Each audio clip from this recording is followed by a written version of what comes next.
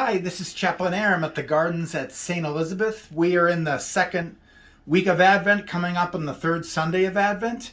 And more than most years, I've really engaged with it. Sometimes I'll start the first few days, then I'll get into a discipline, then I'll give it up. This year so far, I've really stuck with it and I have really enjoyed it, having some early morning quiet time and breathing and readings and prayer, and I've just loved it.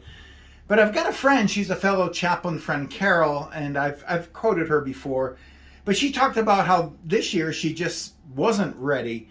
And she said, I'm already into the season and I wasn't ready for Advent to come upon us so quickly. And she talks about the idea of not being ready, and I love what she says. She said, recently I sat with a family whose loved one is dying, and they are not ready.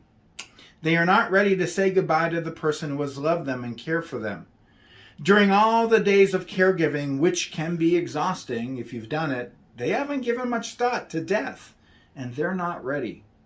Death will come anyways, but they're not ready. Perhaps you can relate to that. And then she says, when I was a seminary student in the 80s doing training for chaplaincy, I was assigned to a labor and delivery wing at a university hospital, and many of the patients were just merely children. And when it was time for them to be discharged, there was this sense of unease among the patients and nurses who were sending babies home in the arms of 13 and 14-year-olds. I remember standing at the elevator one day with a young girl sitting in a wheelchair with a baby in her arms. With a panicked look on her face, she looked up at the nurse and said, I don't know anything about taking care of a baby. Oh, it just breaks my heart. The weary nurse, who had witnessed this same scene too many times, simply said, do the best you can.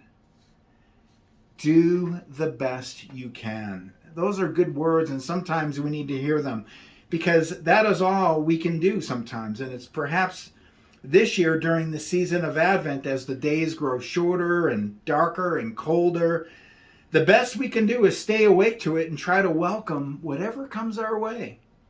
Some days we won't manage to do very well, but that's okay. Let's just do the best we can.